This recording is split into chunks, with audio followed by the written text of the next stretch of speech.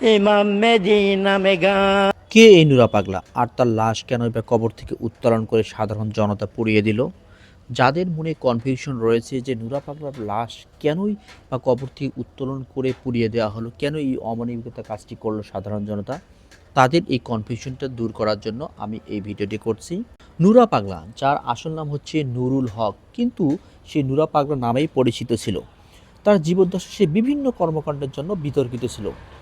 সে ইমাম মাহাদি দাবি করত এবং তার যে মাজার রয়েছিল সেই মাজারকে কেন্দ্র করে একটি অনৈতিক কার্যক্রম পরিচালিত হতো এবং তার মাজারটিকে কেন্দ্র করে অনেকে এটি কেবলা ভেবে সেই কেবলা অনুযায়ী সে নামাজ পরিচালনা করত, অনেক তার ভক্ত। এছাড়াও সে এমন একটি প্রথা চালু করেছিল যে তাকে মাঝখানে রেখে তার যে ভক্ত রয়েছে সে ভক্তরা তাকে সেজদা করত। ইসলাম ধর্ম অনুযায়ী আল্লাহ ছাড়া কাউকে কারোর সামনে মাথা নত করা যাবে না।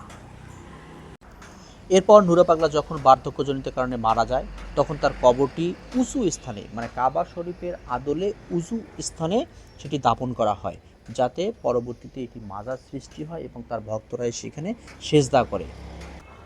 এই উঁচু স্থানে দাপন করার কারণে এটি একটি শরীয়ত বিরোধী কার্যক্রম হয়েছে এবং এটি সাধারণ জনতা এবং ইসলাম ধর্ম কখনো সমর্থন করে না।